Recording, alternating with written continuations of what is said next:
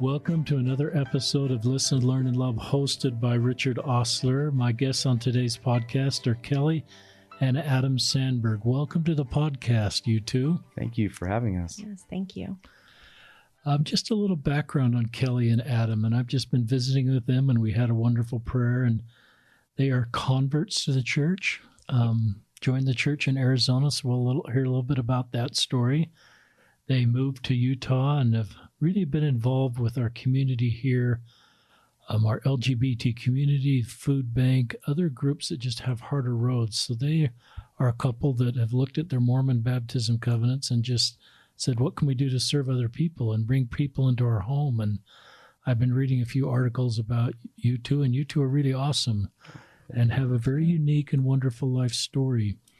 And these are the kind of stories that I think are helpful for a couple reasons. One, I think it's good for people in our church that may not fit the cultural narrative of being a fifth-generation Latter-day Saint to hear stories like you two and to hear why you joined the church and how it's helped your life and then how you're reaching out and helping so many people, and especially our LGBT community, and doing that as active Latter-day Saints. So anyway, let's start with Kelly. Tell us where you grew up, Kelly.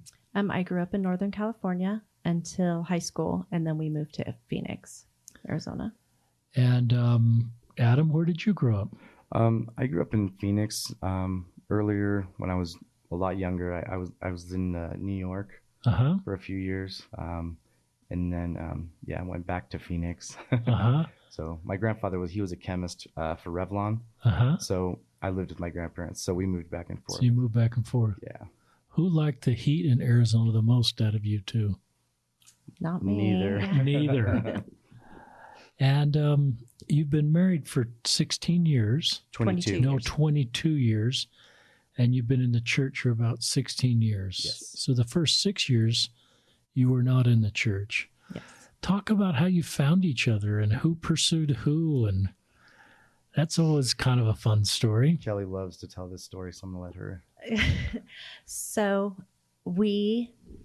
Adam worked in the music industry. He was a singer in a metal band.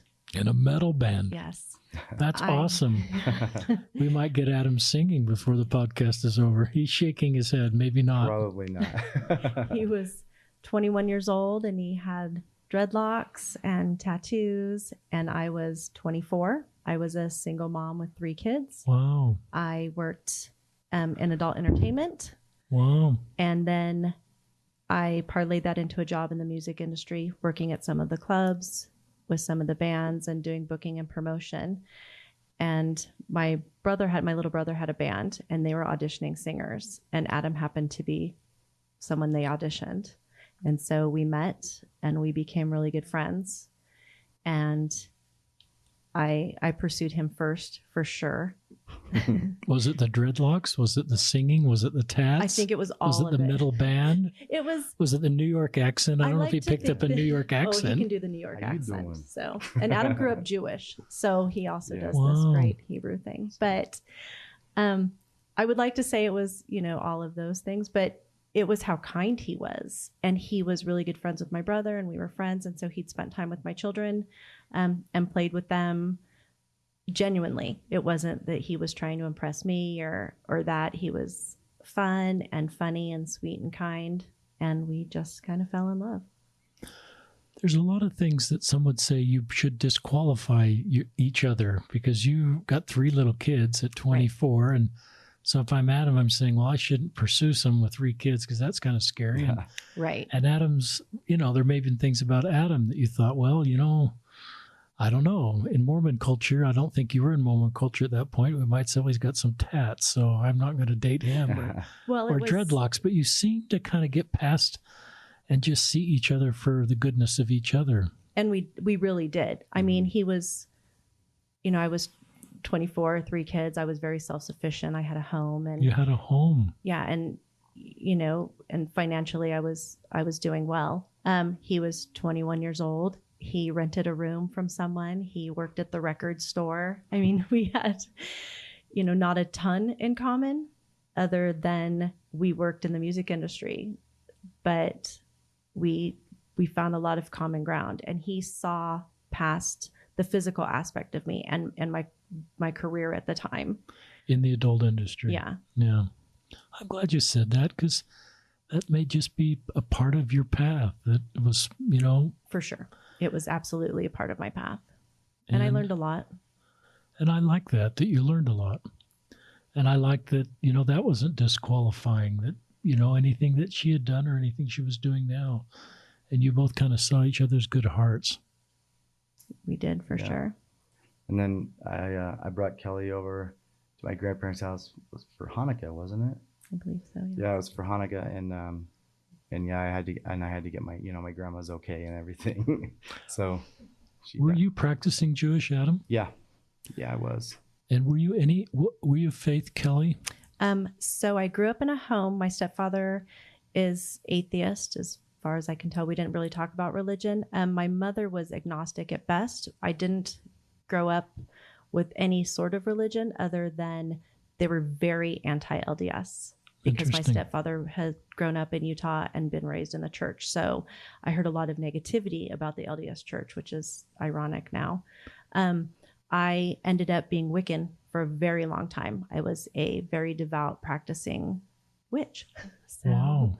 And then when I met Adam, that was too. And then we talked about me converting to Judaism, and he said he was not a fan of organized religion. He appreciated the holidays and that, but he didn't want anything to do with organized religion.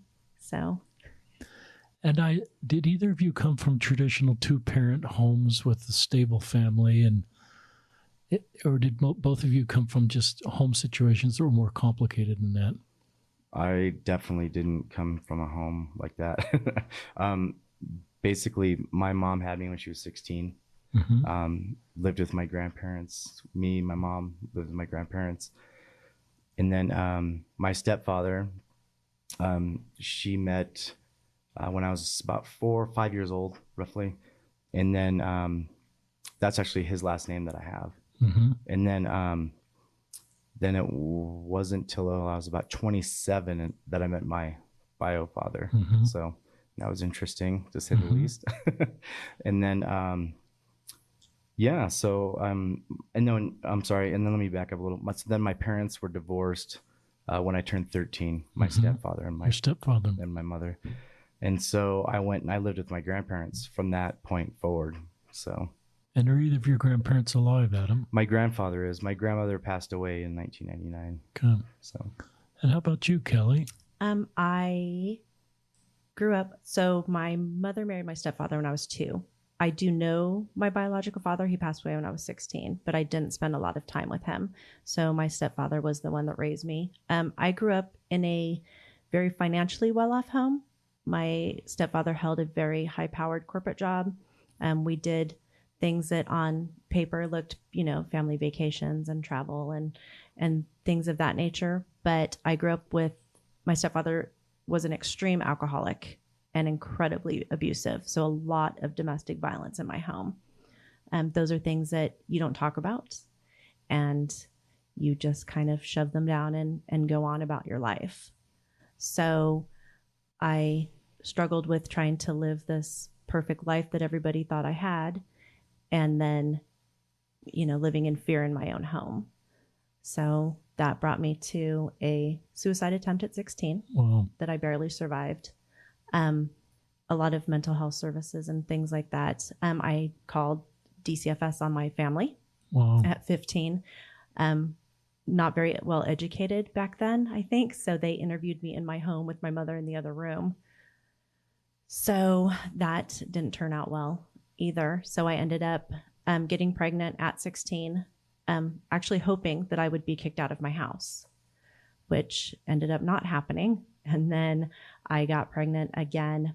That was my junior. I had my daughter Christmas Day of my junior year. And then I got pregnant again my senior year so I could get married, which was, not a wise choice, but it's led me to where I am today. So my children are amazing adults now. And so I love the way you talk about this with no shame, and maybe you feel shame, but I just realized that there's a lot of things occurring in your life that are outside of your control. Yes. And I love the way you've come together to provide a 2-parent traditional home for your own children, something that neither of you had growing up. Absolutely. And that was incredibly important to us when we were dating, and we talked about that. And then when we decided to get married and have other children. So it was, Adam has raised our oldest 3 children as his own. They have his last name. You would never, unless people know how long we've been together, they don't realize that he would have been 14 when our oldest was born. So we've tried very hard to raise them in a very stable, loving environment to give them, that start in life that we didn't have. And I don't have shame. I did, and I've worked through that and processed it. These were things other people put on me. Right. And so I couldn't control them, but all I can do is control how I react to them. And I decided a long time ago that the time that they took from my life is all that they get. They don't get to continue to affect my life any longer. That's really powerful, Kelly, what you just said. Really powerful. Sometimes when I served as in a YSA assignment, I would meet YSAs that came out of really difficult family situations, and they thought they would repeat the sins of their own parents. And so they're very gun-shy about getting married, and they were worried that they'd kind of become like their parents. And did you worry about that as you two decided to, make a family together? Did you know each other well enough and feel like, we're not going to be perfect, and maybe we'll repeat some of the same mistakes, but we're going to be able to do this? Because a lot of people would probably seen you at this point. I mean, if we could have talked to you as this Jewish guy, now connecting with this woman with 3 young kids, and there's so much difference between you. I just say, I don't know if I'd believe that you'd have a chance to make this work. Yeah, the odds were definitely against us. Oh, yeah. The odds have been against us for a long time. And we often look back and laugh because all our friends were like, we give this 3 weeks. Like, this is ridiculous. Yeah, everybody thought it was. This is going to last. Yeah. We're the only ones of our friends that are still married. Why did it last? I don't want to say that we try harder because I don't want to discount our friends and loved ones that have tried. I 100% believe it is because of the gospel. It's our faith. We have that eternal perspective. We were sealed. I wear a necklace every day that has our sealing date on it. I don't stress about things that I think a lot of people do, where they worry about different things that just don't matter eternally. And so I think we try harder. We try to focus on what's truly important, and that is our family. And then we look at things generationally. We tried really hard to break generational issues in our family. Some of our children have came to us through foster care, and that was kinship. So they came through some family members that that they've just year after year after year are just the same people that don't try to do any better. And we really wanted to break that cycle. And so if we got divorced because, Adam was irritating, or I was bossy, or he didn't put his clothes away, or we were bored.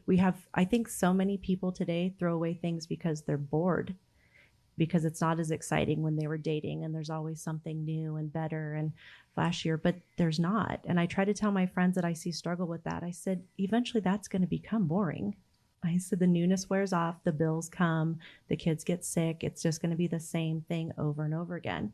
And we decided, and we've struggled, but we decided to invest our energy into fixing what was wrong instead of trying to start over again with something, with someone else. Because we all have our struggles, as married couples, or even just couples, period. And yeah, I just feel like it's pointless to kind of start over if you have such a history, and if it's just something so petty as, if you think about it, if it's because of, let's say, mismanaged money or something, to me, I know a lot of people would disagree probably and say, well, that's a huge thing, but the eternal perspective, it's like, I can't take any of my money or even my bills with me when I leave this earth, so, but I know who I will be living with, and that's my wife. So this is just a beautiful love story. And For our listeners, I don't know much about either of you, so we just kind of start these podcasts, and it's not like I know what we're all hearing this for the first time, and it's really wonderful. Talk about these years. I can't quite remember if it's 5 years or so between when you got married and when you joined the church. So we were dating, and then Adam proposed, and we were living together. And so Adam proposed. And how old are you right now? How old are we right now? Or how in the story? 22 and 25. Okay. So still babies. It's so funny to look back or look at our children. Why did you want to get married versus just live together? I didn't want to get married.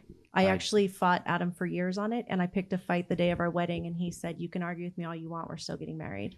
Yeah, I wanted to get married. He did. Just because I just felt like, I always told myself, if I'm going to get married, I'm going to get married once. I'm not going to do it, 2 times, 3 times, whatever it may be.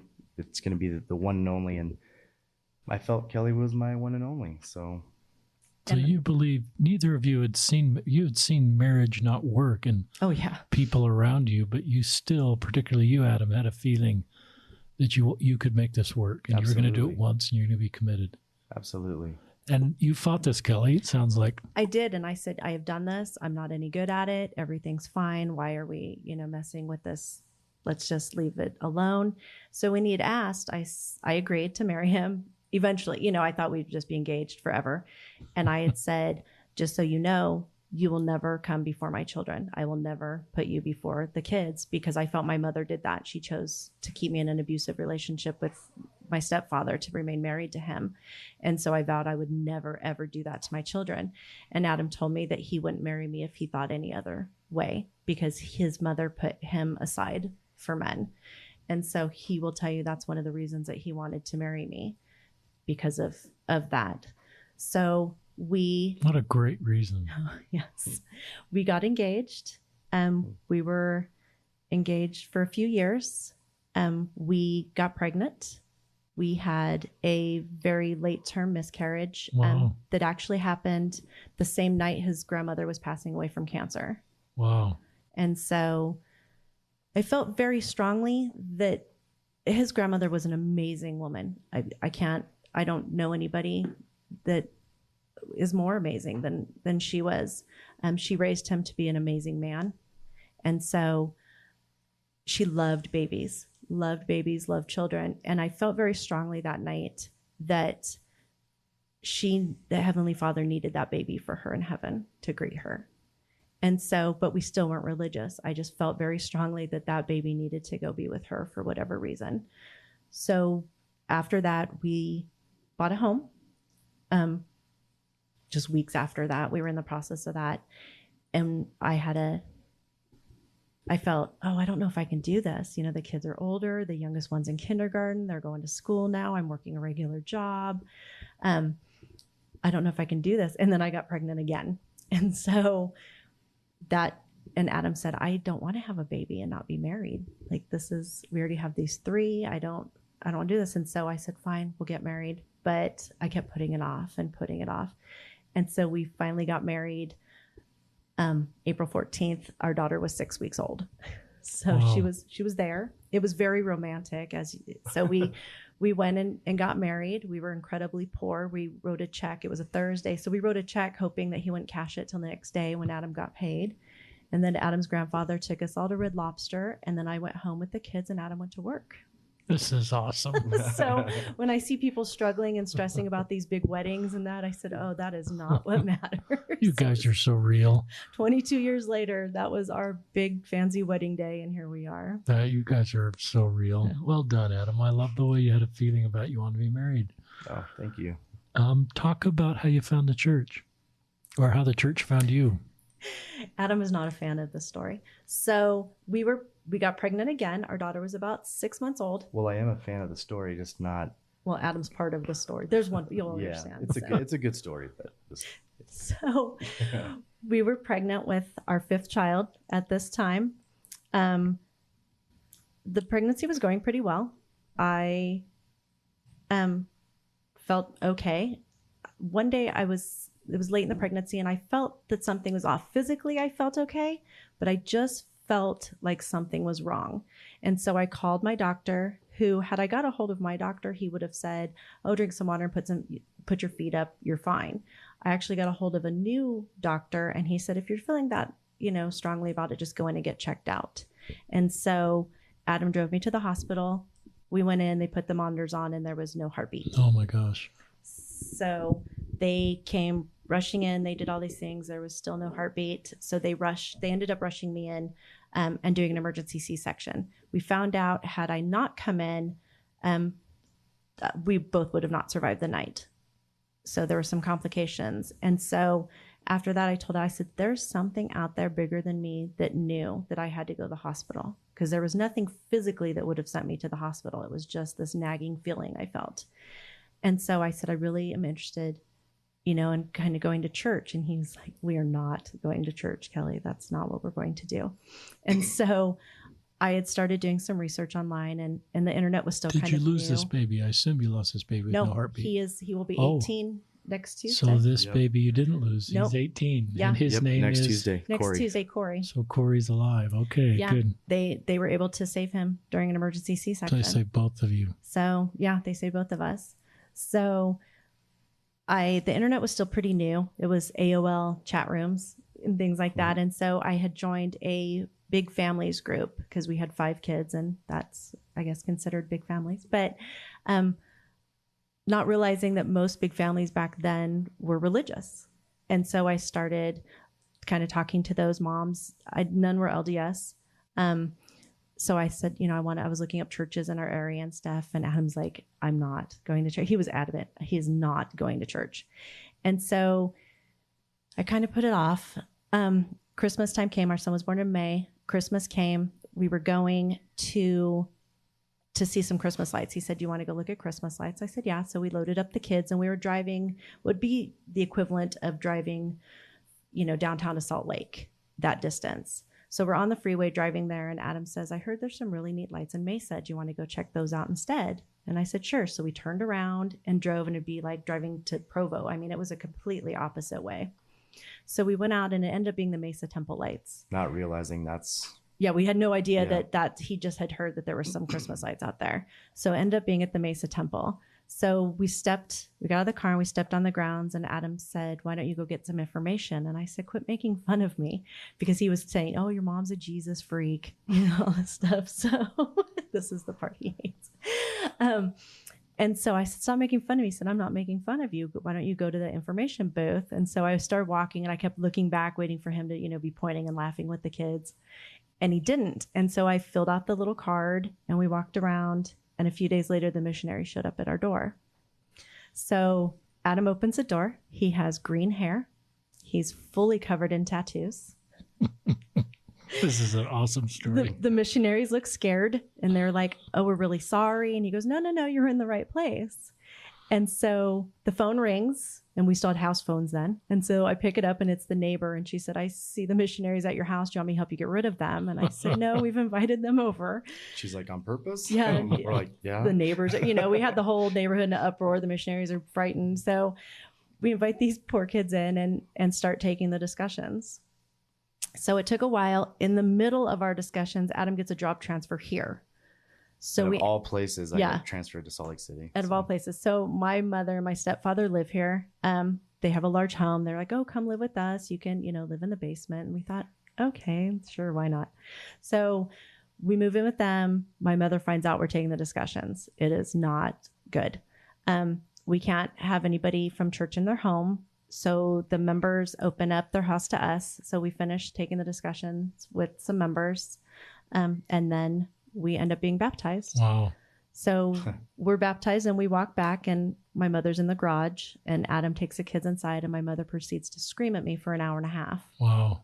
For her being baptized. Yeah. For all the things I've done in my life, my mother chose that hill to die on for. Wow. Yeah.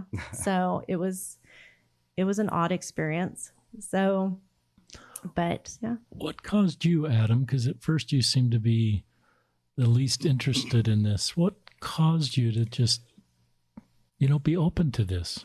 Well, because you're Jewish, right? This is none of this makes sense. Yeah. So it was really bizarre how it kind of happened. So when we went to the Mesa Temple, as I stepped on the grounds and started kind of walking up to the visitor center, I just felt like this, almost like a warm blanket kind of being like draped around me. And I felt so like calm and comfortable. And like, you know, like you would at home, like, oh, I'm home. Oh, you know, like if you go on vacation for a long time and you just can't wait to get back and you're in your own house and you're just like, oh, I feel so comfortable and warm and everything. That's how I felt. And I didn't understand why I felt like that. Because I mean, I was raised, my mom's side was all Jewish. My dad's side was all, they were Christian at best, I think. But we always practiced mainly Judaism. So my whole life I was basically told that he was just a guy that was kind of hanging around back then. He wasn't like he wasn't like the Messiah. Were you a believer in God the day you walked on the Mesa Temple? Did you keep your belief in God? Yeah, I always believed, in God and stuff. I just was never, I just didn't really like how organized religion kind of, just from all my experiences when I was a kid.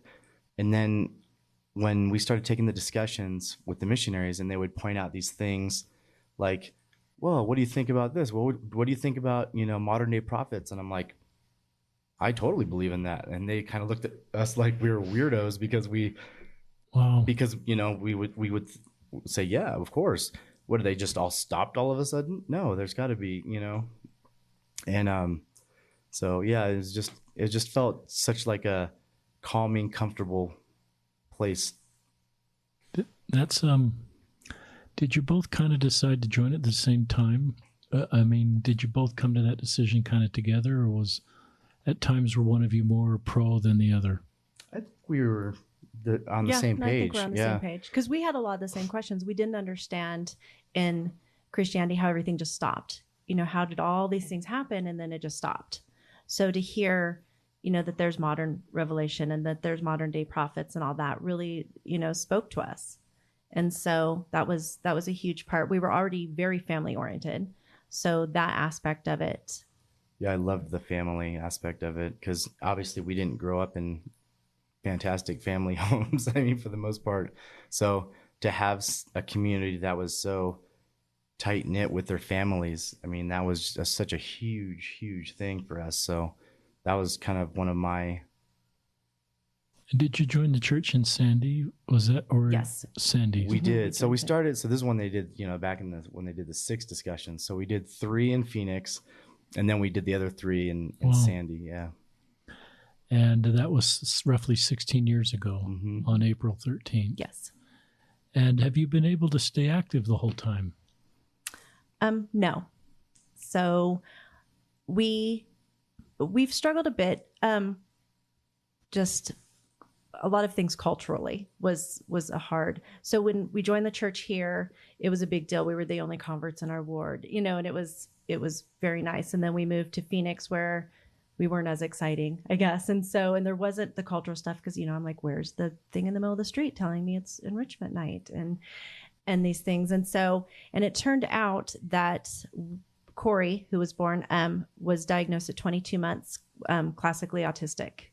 And so having a child that screamed all the time and those things kind of put a damper on things, but we didn't become inactive. We just didn't attend as regularly. I would never say we were actually ever really truly inactive. We always until. We always believed that in the church and stuff we're just. Sometimes there was it's just hard to attend. Yeah, attendance wasn't as great. And you've got kids. You've got lots of kids and an autistic kid, and right, which that would just continue to spiral into other children things. But I became completely inactive after learning about the November policy. And were you back in Utah at this point? We were back in Utah at this point. So I can remember it like it happened this morning. So we have a hot tub out on our deck, and I was sitting in the hot tub, and I try to keep up on the music industry and things going on. And I kept hearing stories, it being in Utah and then in the music industry, about the singer for Neon Trees. So I wasn't a big Neon Trees fan. It's not my genre of music I listen to. But I was curious about why I kept seeing Tyler Glenn's name come up. And so I researched it, and I pulled up an article that he did, an interview, where he talks about how he served a mission and he loved the church, and he always, you know, even coming out as LGBTQ, he still wanted to be an active member and those things. And it was at his nephew's baptism where he realized that he would never be able to do those things for his own children one day. And I could not wrap my brain around that. It was one of the most heartbreaking stories I've ever read. And I just couldn't believe that that was possibly true. I couldn't understand that the church that I joined, because of the love I felt and the comfort I felt and the peace I felt, knowing that despite my earthly parents, that I had heavenly parents that loved me so much that all the things that I loved about the church would make somebody else feel so much pain. And so I did some research and was heartbroken to find out that it was true. And I became incredibly angry, and I didn't understand it, because in Phoenix, we had a same-sex couple in our ward with children, and we loved them and encouraged them and supported the children and supported them in their home however they needed. And so I just could not understand how this information could come out and be okay. And so I became very angry, and I became inactive. And I actually spent that general conference, that first general conference that I was inactive, getting a tattoo, because that was my defiant. I went to Starbucks and I got coffee and a tattoo, and I was mad. And so does the tattoo have any specific meaning to how you felt? It does. So I got a lotus flower, and the meaning behind the lotus flower is lotuses will bloom through mud and muck because they have hope and faith that there's light above all of that. And so I looked at all the trauma that I had been through in my childhood and trauma we had been through as parents that have adopted a mentally ill child through foster care, and a special need parent, and all these things. And that, you know, I had faith, and I still believed in, you know, in Heavenly Father and Jesus, but I had to have faith that my life was going to be okay going through all these things, and that I was going to be okay without the gospel, which was not true. So I slowly returned, but my life is much better with the gospel in it. And I have that conversation a lot with my friends in the LGBTQ community. I have a lot of people that I love deeply that are hurting. And so I want them to know that it's okay to be sad, and it's okay to be angry, but Heavenly Father still loves them, and they still have people that support them. Why did you come back?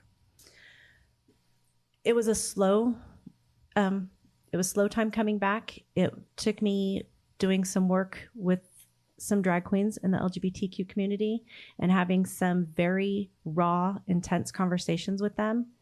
And then having some very intense conversations with my own teenagers about how people, as much as I need the church for myself, that there's people in this church that need me to be there, to love them and to support them. I wear my Mama's Dragons pin to church. You know, I have a rainbow thing on my bag, so anybody that comes in knows that I'm a safe place, that they are welcome to sit by us, that they are loved and welcomed. And it doesn't matter who they choose to love or marry or whatever, that we're there to love them and support them where they are, just like I would hope that people would love and support me where I am. Will you define for our listeners what a drag queen is? So a drag queen there are a few that are heterosexual men, some women. There's drag kings, which are females, which I didn't know. I knew nothing about the drag community. This was totally out of our knowledge. I had met a local drag queen on Mormons Building Bridges and offered to help with an event. The drag queen that I started working with is a returned missionary. He is a homosexual man who dresses up like a female. So it's different than female impersonators because they impersonated a very specific female. These are ones that they do their own acts and stuff. So a drag queen will usually be male. Yes. Homosexual, gay orientation that will dress up as a woman. Yes. Not all of them are typically, not all of them, I don't want to say typically, but not all of them are gay. There are some straight men that will dress up as a woman. Yeah. Okay, and then there's drag kings that'll be just the opposite. Yes, and then there's... So it's more the way to take on that label is not necessarily their sexual orientation, but just they like to dress. So I can, and everybody has their own reasons. Ryan, who is the male form, as a drag queen, he is Rihanna. He says he gets to live out having all the things that he wanted as a little boy, that wanted little girl things. And so this is kind of his way to... This isn't just a rebellious thing. This is sort of a... Oh, no, it's not a rebellious thing. A lot of it's very therapeutic for some of them. It's a lot of art. There's a lot of artistry that comes into it. It's a lot of talent, just the makeup and the costume. So we've helped out with pageants. There's a huge community for them, and they have beauty pageants, and they are gorgeous, and they have talent, and they get asked questions, and they hold titles, and they do a lot of community service. And I mean, it's a really neat community. You mentioned when you were coming back that a couple drag queens, did you say they encourage you to come back or not encourage you to come back? No, they do encourage me to come back. So why? Because are they out of the church? They are out of the church. So I don't know any drag queens that are still actively part of the church, but there's days where I feel I'm just sad because I see people struggling and people affected that want to come to church and just don't feel comfortable or supported or don't come back for whatever reason. And so when I get down about that and I question, how can I keep doing this? And when all these people are hurting, they remind me that the church needs people like us. The church needs people like me and Adam that aren't traditional members that kind of think outside the box and that are able just to love people where they are. So they wanted you to come back so our church culture can improve because you guys can be voices of support. Yes. Exactly. Especially for the youth, because I see the youth. So we do about every quarter, we do a family-friendly drag show. The majority of the audience is our children and their parents, and they're struggling. The parents love the gospel and they're trying to love they love their children. They're trying to understand their children and accept them. And we give them a place where they can feel free to be who they are and to know that people still love them and that we don't, judge them. And we don't think these, horrible, ignorant things that we hear sometimes people say. Heavenly Father, loves everybody. And I have a conversation a lot about people that I don't know who this angry, spiteful, judgmental Jesus is. That is not who I believe in. I was told to love my neighbor. I was told to love and serve others. There was no stipulations on that. That goes for everybody. When your wife was less active after the policy statements or inactive, Adam, did you go to church? No. Were you inactive at the same time and came back at the same time? Yeah. So basically, I just felt, as a husband, I mean, obviously it killed both of us not going, but at the same time, there was, obviously a reason behind it, but, I just felt I had to support my wife. And that was. And were you ready to come back when she was ready to come back? Yeah. I mean, we pretty much, we discuss everything. We always make sure that we talk. So you guys were kind of on the same page this whole journey. Yes. Absolutely. And we discussed it with our children, and they knew. They knew why we weren't, active, and they knew why we went back. And even when we were, inactive, and I told all my friends and everybody on Facebook and that even though I'm angry and I'm inactive, I will not tolerate people bashing on the church.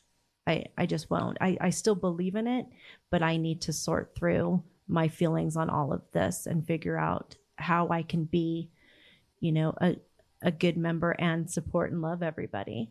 And so while I was struggling with that, I actually went to one of your talks downtown and I brought our daughter. And I realized I can do this. Like, this is a thing, because everybody and all my friends outside of Utah are like, Kelly, this is only because you live in Utah. And so I had to look at that and kind of take away what's cultural and what's doctrine. And I think attending, watching you speak and hearing that really helped with that for me to kind of break that down and understand that. That's cool. And I got really angry after we moved here because of that. So I really wanted to move here. Adam got a job offer here, and I thought, this is it. We've prayed for this. I want to raise the children here. And all our friends in Phoenix, like, you don't want to move to Utah, honey. You don't. Like, you have no idea. And I was like, no, I want to raise my children. And then we moved here and we struggled a lot that first year. Adam's tattoos, how we are as people. We have the recording studio. And so people don't think we're members. And so they will come up and say the weirdest things to us, or they will come up and say really hateful things to us. And I was really offended, and we didn't fit in, we didn't fit in really in our ward or that. And so I got mad. And after that first year, I said, I'm getting a U-Haul and I'm getting out of here. Like, I'm not raising my kids here. This is awful. There were stories of kids not being able to play with other kids because they weren't members and these kind of things. And so, and then it builds and builds and builds, and you try to find any way to be, offended. So, and I started to look for any way to be offended. And then Adam and everybody kept telling me, you need to read this article, thou not be offended. And I thought, I can be offended all I want. Stop telling me I can't be offended. And then finally I read the article and I was like, okay, I get it. It's a choice. And so I finally figured out that we were supposed to be here when Adam was in the recording studio and he had a band in, and the kid was talking about how he would like to come back to church one day, but he can't because he can never go to the temple because he has tattoos, because his aunt told him that. And Adam said, that's ridiculous. And he pulled out his temple recommend. Just to show him. Just to show him. Look at me. And what did that kid think, Adam? He was like, what? He's like, I didn't even know you were LDS. And I was like, oh, wow, I'm not doing a good job, am I? Spreading the gospel. But anyways, no, he was just, number one, he was shocked that I was a member. But number two, he was shocked that I had a temple recommend and it was current. So anyways, yeah. So I love that story. Yeah, it was awesome. Tell us your favorite tat. Is there a tat that has, I've learned to ask people about tats, and there's usually a story, and sometimes there's great healing behind tats. Oh, yeah. Well, my favorite one's probably Kelly's name on my ring finger. Kelly, there it is right there. I mean, my ring covers it up just because I always made sure that I never went past my wrists because of jobs that I would have, because I used to work in a lot of different corporate jobs, so it was easier if I wore long sleeve shirts, and nobody knew for like 2 years. I worked a job, nobody even knew I even had any tattoos, so it's kind of funny. But I don't know, I have so many that have so many different meanings. Like my right forearm, it's all kids' toys, but if you notice, there's a bear with the stuffing coming out. Wow. There's broken crayons. There's a rusted wagon. There's a tricycle with a missing wheel. Is this your childhood? Yeah. So I look at it like, okay, well, this was my broken childhood. And to me, it was kind of like a reminder, like, I'm never going to give this to my kids. I want them to have something better than what I had. So. That's really cool. And then my other arm is, I have a memorial piece for my grandmother. Tell us her name. Her name's Estelle. I can see that right there. And yeah. I think I can see her last name. Or Cass? Yeah. Is it have a date she died? Just 98, or is that different? Yeah. Yeah. And then I have a bunch of different flowers that represent all my kids' birthday, their months, their flower for their month. So that way, so basically my arms are really like family oriented. I don't have any like skulls or anything like that. Nothing that's offensive or anything like that. Do you encourage your own kids to get tats or not get tats, or how do you handle that with your own kids? I have my oldest son. He is covered almost head to toe. And I was never one. I just, I don't know. I've never really been a firm believer in really kind of reprimanding them to do certain things or not do certain things. Well, that sounds really bad. No, it's just fun. You're doing a good job. Yeah, go ahead and be a thief. No, I'm just kidding. No, but as far as tattoos, I always felt like they're just very artistic, and meaningful behind certain things. But one thing I've always told all of our kids is, it's there forever. If you're gonna get it, if you think you're gonna erase it, even Sure. if you get laser removal or whatever, it's still a scar. You'll still see the outline of the tattoo. Is that right? So it's there with you forever. So if you get something, make sure, if you're absolutely sure that you want something, make sure it's meaningful and that it's something dear to your heart. But other than that, I tell them, I'm like, if you do decide to get a tattoo, please don't get it where it's visible, just That's for good jobs advice. We do. Adam can also tell you. So he received 3rd-degree burns once. He was only burned where his garments weren't. There, you can actually see the line of the burn marks where his garment my top whole ended. right arm. And then when I took my shirt up, because I was working on my car and I was underneath the radiator, and I tried to tighten the hose, and instead it came off, and all the hot water that Oh my gosh. I've been driving around in all day rushed and went up my whole arm, burned. I had 2nd and 3rd degree burns over my whole arm. And it's so funny because it stops right here. And it's funny because when I get a tan, you can see the lines of where my garment shirt was, and it got on my chest too. And what did the ambulance? It was the doctor in the burn unit. He said, "What were you wearing?" And Adam's like, "Oh, I had the shirt on." And he said, "I don't care what you were wearing. You should be burned on your chest." Yeah, my chest should have been completely burned because that's where all the water landed. Yeah. And I had not one. It wasn't mark, even red. Not even red.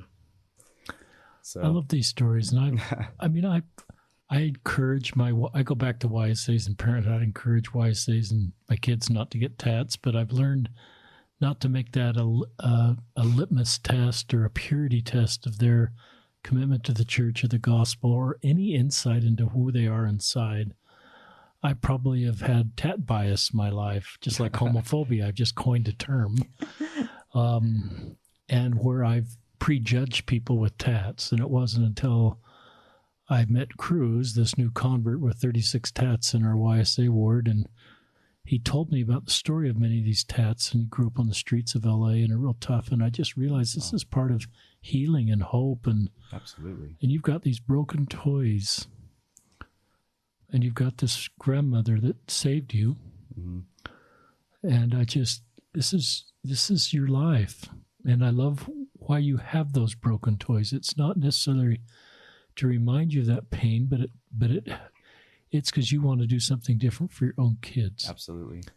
And Adam, that's just beautiful for me. Oh, thank you. I appreciate that. And very thoughtful. And the flower you described, I think it's a flower. Yes. So I think and I hope we're maturing as a church, because I know mean mugged is the term Cruz used when he went to the temple.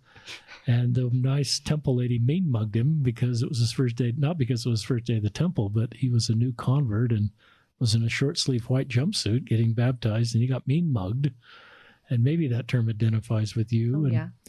And he just was able to get through that. And I don't know if I could have gotten through that as a new convert in this church that was going to embrace me. And you've had to deal with real tough cultural stuff.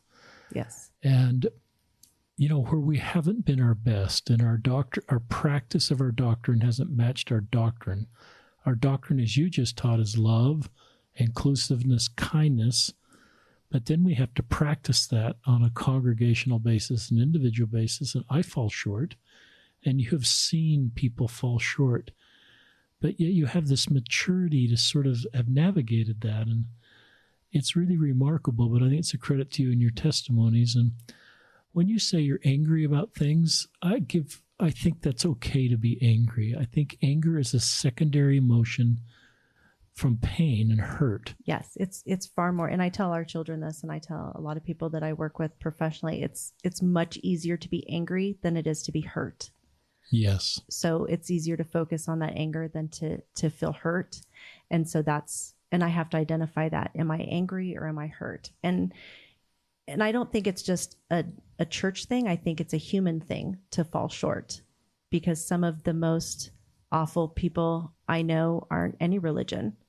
There's good people that, are not LDS. There's good people that are. There's horrible people that are, and there's horrible people that aren't. It's just, we're all here having a human experience. So, but I think it's made us stronger and able to reach out to people more and to understand. And I've seen that and I've learned that. And when I try to become inactive, or I try to be angry, or I try to not share our story, Heavenly Father stops me and is like, oh, that's sweet, Kelly. That's not what we're going to do here. And so I've learned to and that's why I'm not, I'm not shameful, because I know that my trials are so I can help other people. That's cool.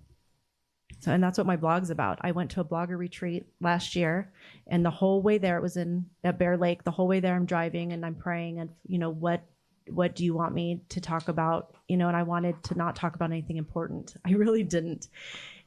And so I'm at the blogger retreat and I'm sitting in the dark by myself, and another woman comes in and she said, "Did you say you adopted?" And I said, "Yes, I did." And so she starts asking me questions about some traumatic events. And I thought, okay, Heavenly Father, I get it. I'm supposed to share our story, our conversion story, our struggles with mental illness, our struggles with, special needs children. These are all things that I guess I went through to share with others. And if I can make somebody feel less alone and remind somebody that they're loved and that they're wanted, then that's all that matters. I'm just touched by this. I read this quote a lot in these podcasts. It's from Henry Nouwen, the Wounded Healer. And a minister's service, and you're both ministers, a minister's service will not be perceived as authentic unless it comes from a heart wounded by the suffering about which he or she speaks. The great illusion of leadership is to think others can be led out of the desert by someone who's never been there. I love that. Yeah, me too. And you are the wounded healers. You know multiple deserts. And because of that, you're able to help so many people. And it's a beautiful part of your divine life mission. I wonder if this is what you signed up for in the premortal life. Very difficult growing up situations, very difficult home life, really having to be on the streets and working it out, figuring it out for yourself, and now bringing in all these people into your home and your unique ability, because, you're able to lead them out of the desert because you know that desert. And repentance makes anything we all do, takes care of any sin and I'm not sure the desert represents sin. Sometimes it does if we've been in that kind of a desert, but it doesn't take away the lessons we've learned as we've strayed, so to speak. And so somehow then we have better capacity to help others. And so I love that. And it's the gospel of Jesus Christ. And Christ is the ultimate wounded healer. He knows every desert. And so I get really tender for who you are and the work you're doing. And there's no elders quorum lesson or Relief Society lesson or priest quorum lesson you missed because you weren't in the church, or Laurel lesson.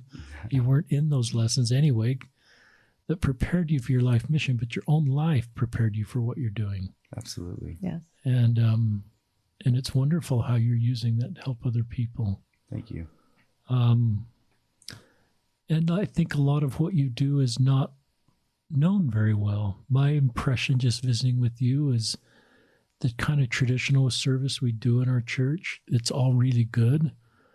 You may have some of that, but I sense you have this kind of separate off-the-record ministry that's not like, you're not like called and sustained in church to go do what you're doing. Yeah. Yeah. And you might even be held under suspicion sometimes by some, maybe not, that are wondering what are you doing? You're recording songs with drag queens and putting on drag queen events. For sure. And I promise that our child is probably the only young woman in the history of the church to do her Young Women's Service Project and talk about it at Evening in Excellence, that her service project was to help at a drag queen show for the LGBTQ community in Salt Lake.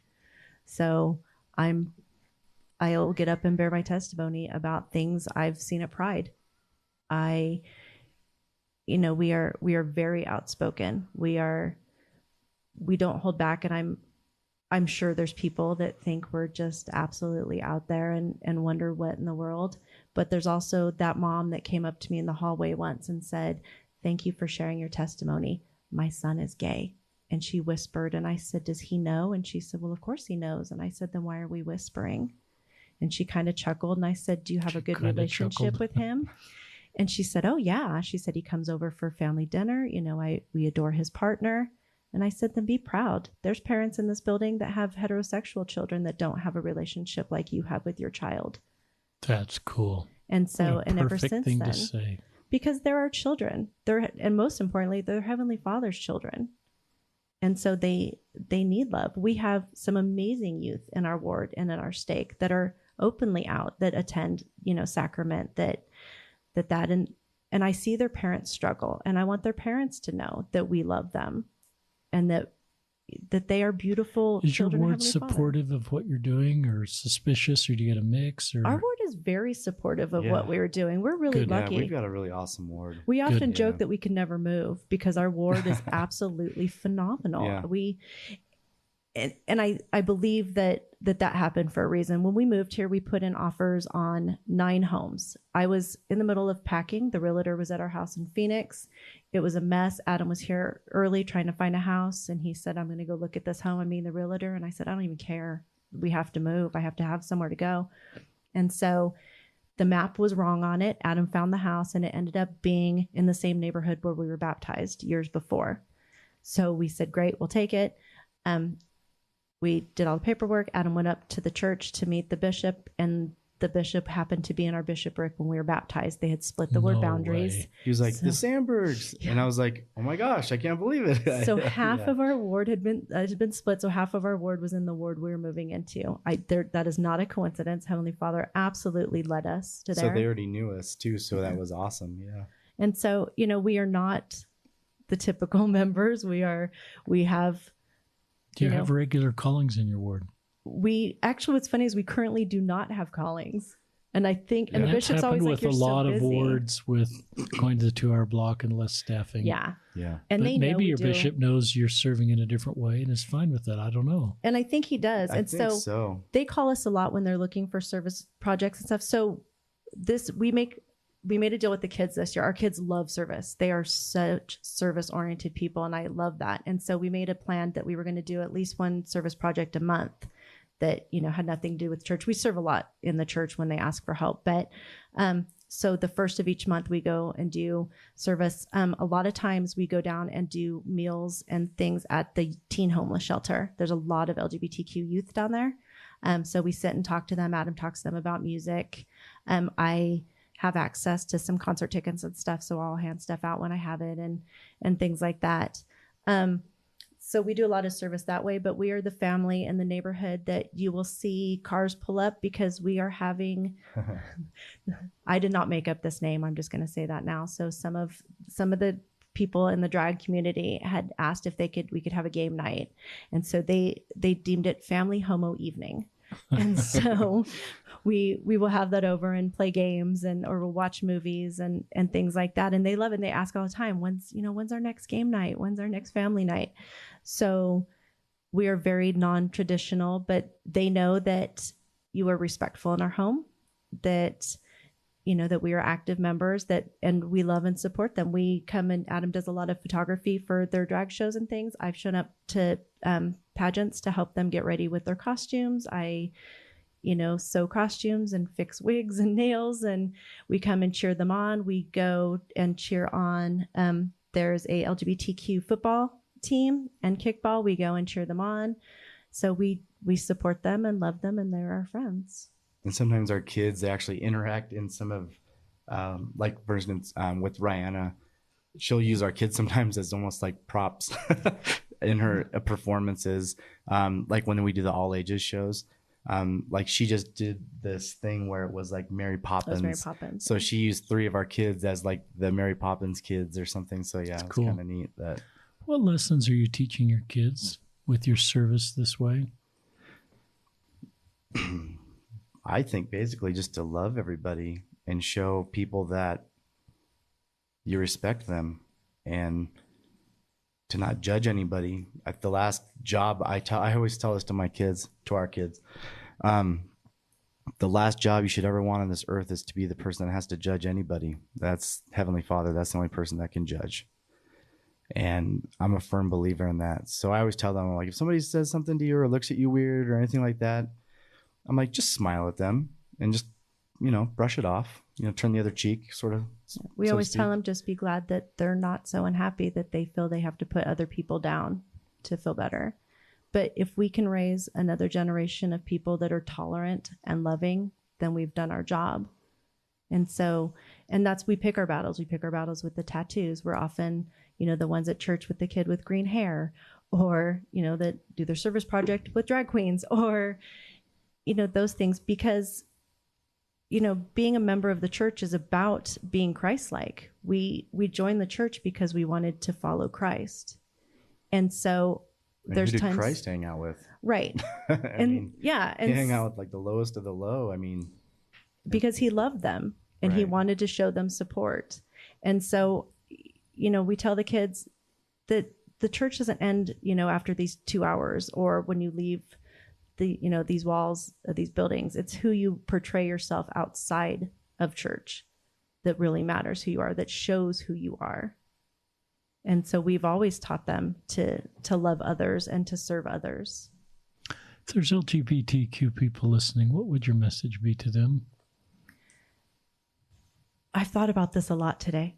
So I just want them to know that we love them. And if they want, to come to church, that they are welcome there and that they are wanted there. And there is somebody that wants to sit by them or take them to class or listen to their story. And if they don't want to be there, that we understand that if they're not comfortable or they're so hurt, that we understand that. And there's many of us that feel that pain for them and that love them and support them on this journey. But regardless of what happens, earthside, that their Heavenly Father loves them. And that's what's most important. What have LGBTQ people taught you too? Patience and tolerance and a lot of understanding. It's very easy for me as a heterosexual female to sit and say all these things, but to show people and to get past their pain and their anger, and that they let me be part of their life, no matter how many people have hurt them, is beautiful and amazing. And that they are Heavenly Father's children. They are funny and sweet, and people look at them and they're like, oh, well, they're homosexual, or they're a drag queen, or they're this or that. They are loving and kind and supportive, and they are everything that anybody else in my ward is, or anybody else in the church is. We're all just trying to do the best that we can. It's really wonderful. Any concluding thoughts either of you would like to share? Just thank you for giving us this opportunity, and thanks for having us on. We really appreciate it, and we really appreciate all the work that you do with your podcast. It's beautiful. Thank you, Adam. Tell our listeners what you do for the food bank, because we haven't even talked about that. Oh, yeah. So I'm the revenue accountant for the Utah Food Bank. And so basically all the monetary donations come through me, and then I